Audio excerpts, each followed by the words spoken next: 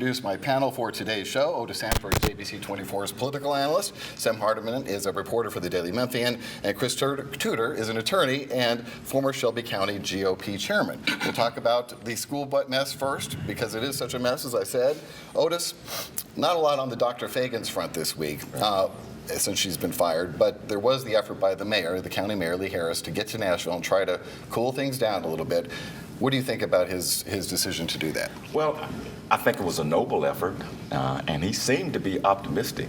He was at the Memphis Rotary Club on Tuesday, and we asked him about that during his presentation, and he seemed to be very optimistic that he's able, with others, to try to forestall a full takeover and maybe do something that's far less drastic. I don't know if that will work. There seems to be a big appetite in Nashville for some kind of takeover in retribution, really, to what the school board did. But we'll have to see. If anybody, I think, can get some kind of moderation in this, I think Mayor Harris does. He does have some credibility here with some of the lawmakers, and we'll see what happens there. Did he indicate what those less drastic measures might be if not a full takeover? He seemed to be steering the conversation to other needs that the school system has, including, state help for business, for building constructions and renovations and things of that nature. He wanted to sort of move, especially Representative Mark White, he wanted to move the conversation away from takeover to other things that the MSCS needs. Again, I don't know that that's going to work. Because earlier in the week, Cameron Sexton was quoted as saying they are going to try to take over the school system. So we'll see what happens. All right. Let's move on to the topic of this charter school, which this one just rubs me the wrong way in all kinds of ways. You have a charter school in Memphis called the City University School of Independence. Has all of 14 students, and was projected to have 180 students by 2018. And guess what? The current superintendent of the school district, MSCS, his wife is the campus president. Yet the school board voted this week to extend the charter for 10 years, even though the MSCS staff recommended not renewing the charter. So at his first board meeting, Dr. Roderick Richardson, the interim superintendent replacing Dr. Fagan's, the school board decides to, now he did recuse himself from the meeting, we should point out, but just very, I don't think it smells good or passes the smell test.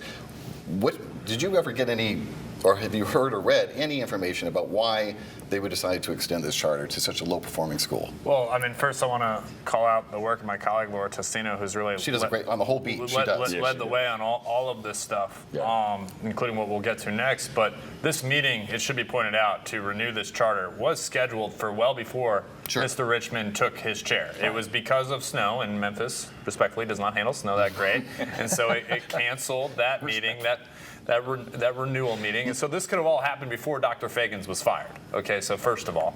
Second, it would be a very interesting question if the board is okay with a 14-person school existing.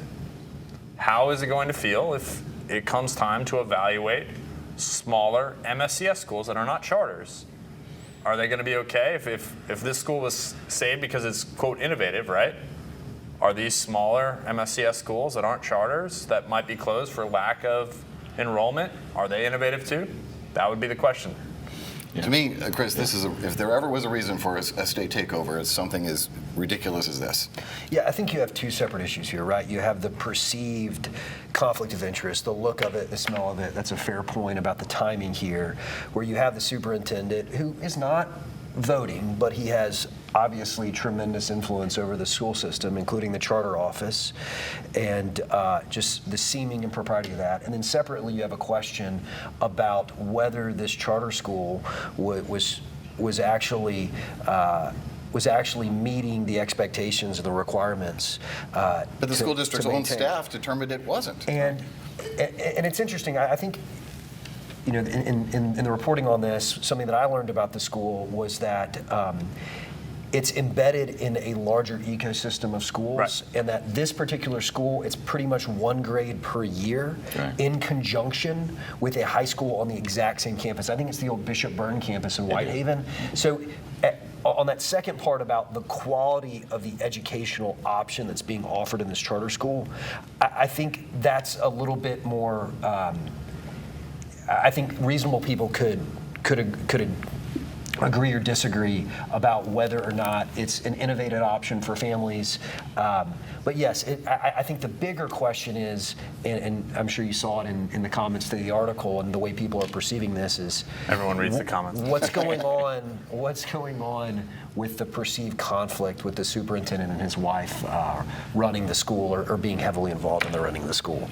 I think the real issue, in addition to what you both have said, is the fact that the school's administration said we need to end this relationship. And board members, many of whom, or at least 4 of whom, are new and don't really know their way around the school system just yet, said no. And that boggled my mind. That was a legitimate reason why the administration said we need to cut the cord on this. And I haven't heard any reasonable explanations from the board members who said, no, we want to keep a school with 14 students in it. It is ridiculous to me. And say maybe you wanted to give them a year or 2 more to see if they can turn things around. I would have trouble with that, but let's say that they at least did that, but to give them another 10-year term. Well, they are in 10-year increments, is the way I understand it. So you had no choice. They probably didn't have any choice. But I still think it was a wrong-headed decision. The administration knows what's going on here. A lot of these board members don't. And you're right. This might be more evidence for why a takeover might be necessary. Let's talk about another story by Laura at the Daily Memphian Testino on the a school board member who's in pretty hot water with the Title IX harassment investigation that he's facing. Is just another, that doesn't look good for the school board, as if they needed more hits. Yeah, I mean, first, let's remember this is an investigation, all right? Yep. No one's been charged with a crime at this time, okay?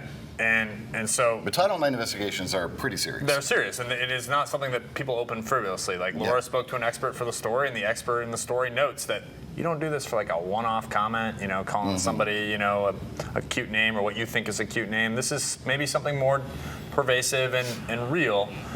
At the same time, it remains an investigation. There still remains this large issue of, he remains a employee of the teachers union, right?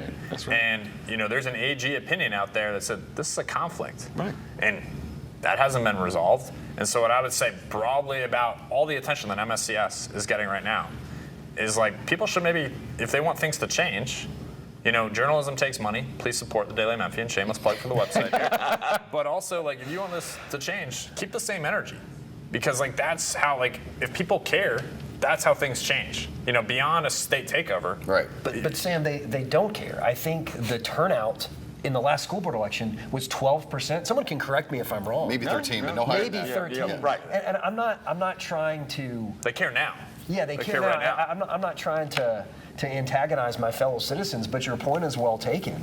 The reporting is out there, the facts are out there, but when it comes to showing up for literally 10 minutes to early vote, a few blocks away from your home, you can early vote anywhere, only 12 to 13%, perhaps 13% of eligible voters show up, which is even a smaller subset from the population. So, yeah, as the kids say, keep that same energy. But, I think it's just another example, and we'll turn to another wonderful example in a moment, of how voter apathy is producing bad public policy. Voter apathy is producing elections that are not giving us our best and brightest, and then we're facing the consequences. I agree completely. I'm not trying to be ugly. I don't know how you but can that's the disagree with that. reality. We get the government we deserve. We get the government we deserve, and I've been harping on that for quite a while, the fact that we had a dismal turnout for that August 2024 election when we did have 5 seats on the ballot and 4 new members, and some of them clearly are not ready for prime time. There's no doubt about it.